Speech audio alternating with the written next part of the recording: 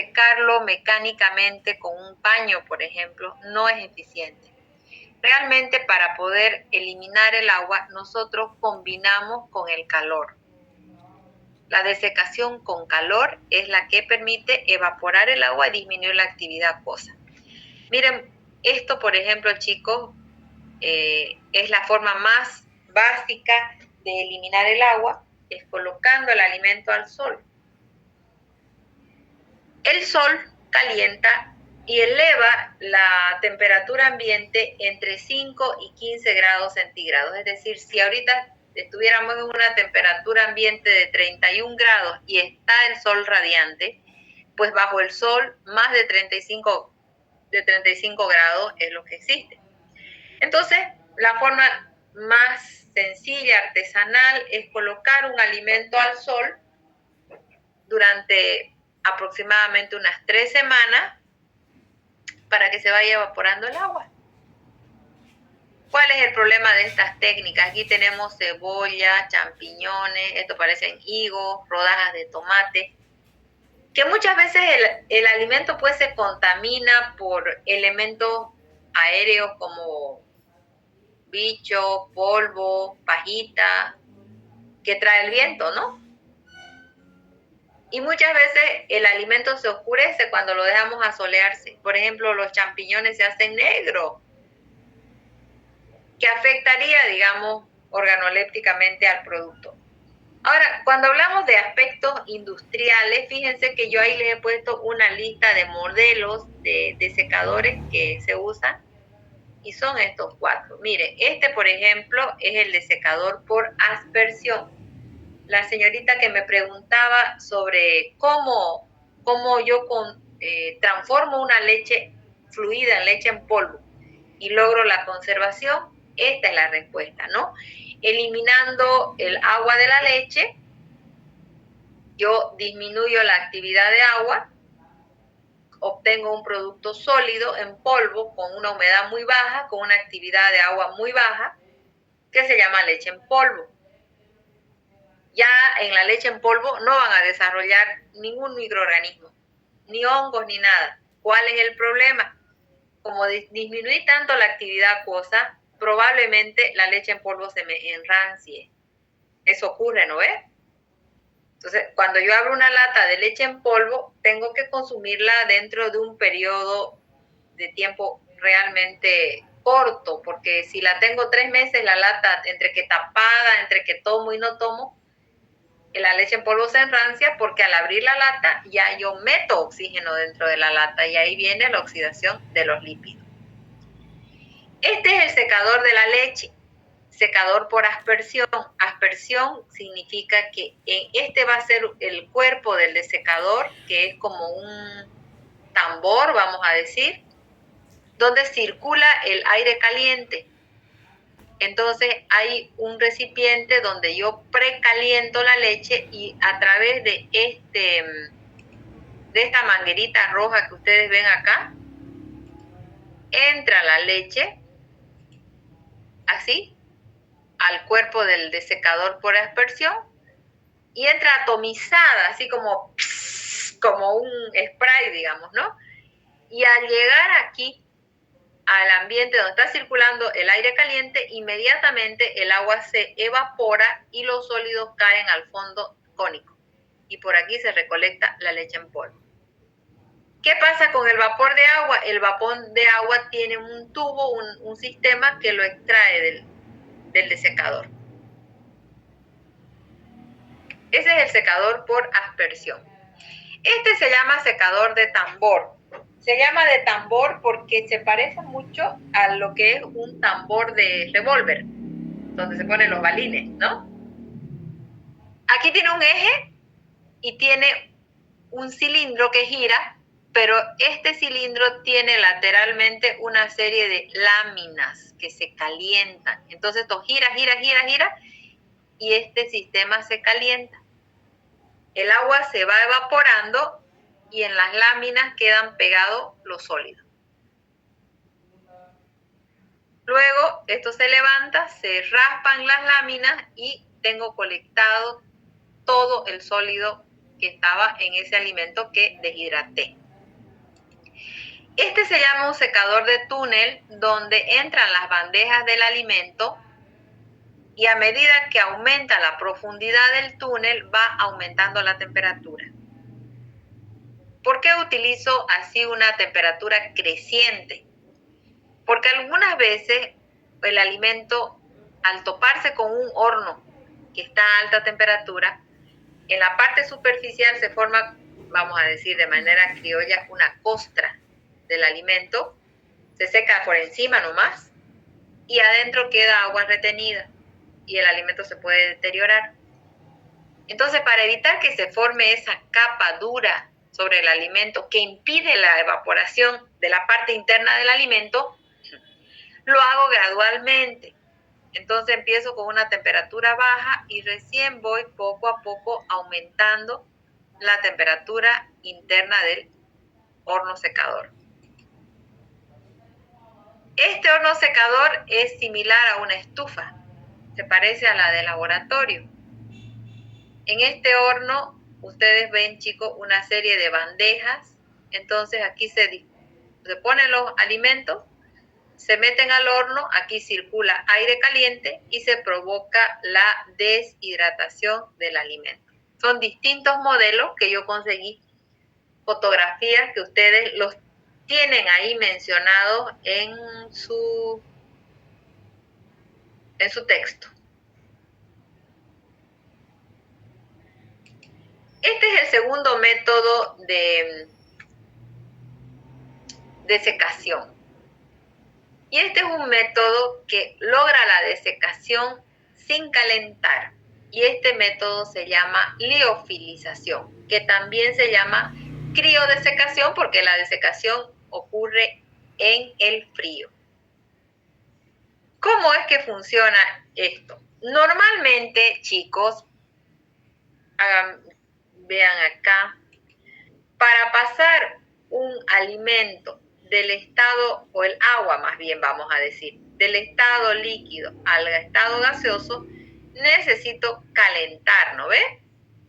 Si yo tengo agua potable y quiero que se haga vapor de agua, entonces tengo que colocarlo en una olla o en una caldera, calentar para que el agua hierva y pase del estado líquido al estado gaseoso. Cuando yo aplico la liofilización, para poder llevar el alimento, el agua del alimento, al estado gaseoso sin calentar, yo necesito congelar el agua. Es decir, hacer pasar el agua líquida del alimento a sólida, que se vuelva hielo. Y a través de este método, con la participación del frío, yo consigo que el agua de sólido sublime y pase directamente a gas, sin volver por el estado líquido ni tener que calentar. Repito, a través de la liofilización, yo logro congelar el agua, hacer que el agua sea sólida, no la hago pasar por el estado líquido y caliento para que se haga gas, sino directamente el agua que está sólida, como hielo, yo sublimo el hielo y directamente pasa al estado gaseoso, sin calentar, sin pasar intermediamente por el estado líquido, porque nosotros hacemos que el sólido, el hielo se derrita y se caliente y se vuelva líquida y recién hacemos hervir. Aquí es el agua sólida, sublima hasta el estado gaseoso. ¿Cómo se consigue eso? Se consigue a través de este equipo que se llama el liofilizador, que es una cámara que aplica el vacío. Y al aplicar el vacío, succiona el agua sólida, sublimándola y pasándola directamente al estado gaseoso. Y se hacen varios ciclos, ¿no? Congelo, aquí tenemos el producto congelado, y sublimo. Nuevamente congelo y sublimo. Y puedo llevar el alimento hasta que tenga un 2% de agua. Sublimo, congelo, sublimo, congelo, aplicando el vacío. Pero aquí no hay nada de calor, absolutamente nada. Y prácticamente llego a deshidratar el producto. Ahora es una técnica costosa. Según la literatura, se puede aplicar la liofilización a los alimentos para niños, a las sopas, pero realmente es un producto un proceso muy complejo y caro. No hay pérdidas nutricionales, no hay pérdidas organolépticas, para nada, porque no hay calentamiento. Ahora, ya desde el punto de vista de la realidad, como es una técnica compleja, una técnica cara, generalmente se aplica, chicos, en la realidad cuando lo que nosotros necesitamos es conservar ciertos elementos que se podrían destruir por el calor. Un ejemplo bien bromatológico, ¿no? Ustedes saben que para hacer pan yo compro las levaduras Fleischmann, ¿no? Levaduras son. Y para que yo pueda hacer pan, pues tengo que esas levaduras hacerlas reaccionar, hacerlas trabajar. Entonces, ¿qué hacemos? Abrimos el paquete, colocamos con agua tibia, le damos nutrientes, le ponemos un poquito de azúcar, un poquito de harina, un poquito de sal y agüita tibia. Y ahí las levaduras estaban deshidratadas, pero se mantenían vitales. En el momento en que yo le puse agua y nutrientes, las levaduras empezaron a proliferarse.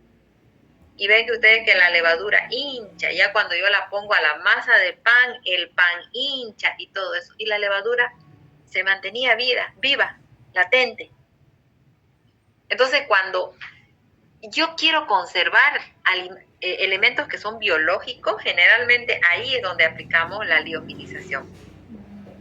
También ustedes ven, chicos, en el tema de los alimentos, muchos productos se liofilizan.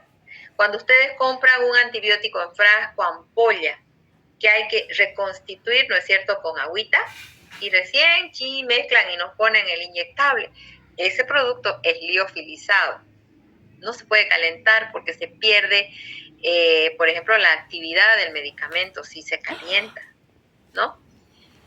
Las vacunas también, donde los microorganismos vienen y hay que reconstituirlas para ponernos las vacunas. Entonces los microorganismos vienen latentes en una vacuna, liofilizados.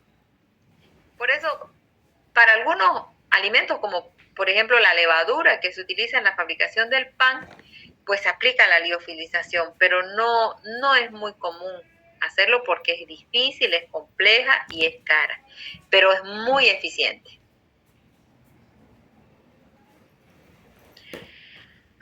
Bueno, chicos, hasta aquí vamos con todos los métodos físicos de conservación. Y nos faltan los químicos y biológicos, que es un poquito, y que los vamos a ver mañana cuando pasemos al laboratorio. Voy a terminar el tema, aparte de la práctica que vamos a tratar, ¿no? ¿Hay alguna pregunta hasta aquí sobre la liofilización, sobre la desecación? Yo, doctora. A ver. En la carne seca, al hacer el charque, se hace la deshidratación, ¿no? Sí. Y cuando se produce eso, doctora, ¿hay una pérdida nutricional también en la carne o se mantiene? Ya, bien, buena su pregunta. Mire, Penina, que en primer lugar, sí, en el charque yo voy a utilizar dos métodos de conservación. La primera, que es añadirle sal, es un método químico que provoca que el agua salga de las células musculares y empieza a botar agua la carne, ¿no es cierto? Empieza a salir el agua de las fibras musculares. Entonces, cuando yo lo coloco al calor del sol, ahí esa agua que había salido se evapora. Ahora, no hay pérdidas del valor nutritivo. ¿Por qué?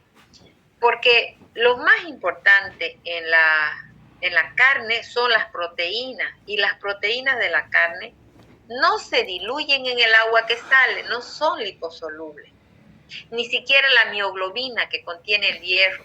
Entonces, las pérdidas es simplemente el agua y un poco de sales que se pueden disolver en ella, lo cual no implica una pérdida importante del valor nutritivo de las carnes. O sea, se mantiene el valor nutritivo. ¿Está claro? Sí, doctora. Otra compañera levantó la mano. Delia. Sí, doctora, buenas noches. Disculpe, quería preguntarle si en los que son los tipos de secadores, usted mencionó que el secador por aspersión es el que convierte la leche en polvo, ¿no ve? Sí. Pero en el libro dice, menciona también la leche, lo que es el secador de tambor. Ambos secadores pueden convertirlo, ¿no? Sí. ¿Quiere que le muestre la lámina? Ese secador de tambor, que es ese que se parece a un tambor de ¿no ves? Este secador de tambor, como le decía, se calienta todo esto que es metálico, gira, y se va evaporando el agua y los sólidos van quedando pegados a esta laminita. Este era el método antiguo que se utilizaba para obtener la leche en polvo. ¿Cuál era el problema? Que no lograba desecar del todo y como las laminillas estaban calientes y aquí se pegaban los sólidos de la leche, chicos, ocurría pues una reacción de Maillard porque las láminas estaban calientes. Entonces los sólidos de la leche se ponían un poco cafecitos porque por el calor de las laminillas había esa reacción entre las proteínas y los carbohidratos de la leche y la leche en polvo se pardeaba un poco. Entonces ese método se dejó de utilizar y se reemplazó por el método de aspersión, que ahí es el aire caliente, entonces ahí no hay una reacción de Maillard como en el otro. Pero también, digamos, se puede describir como un método para la leche.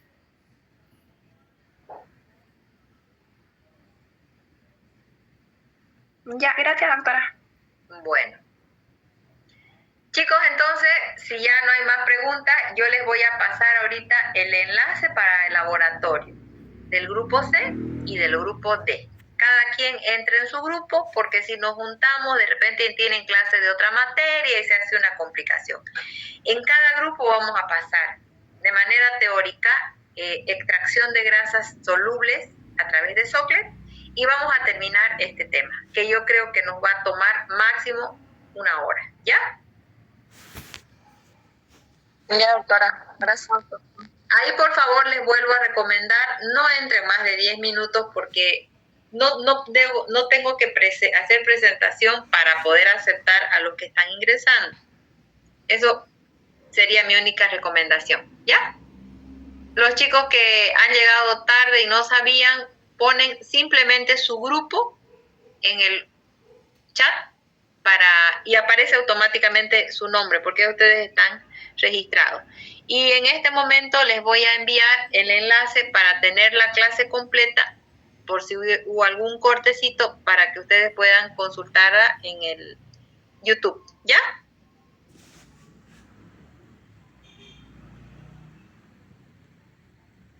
Está bien, doctora, muchas gracias. Bueno, chicos, que tengan buena noche.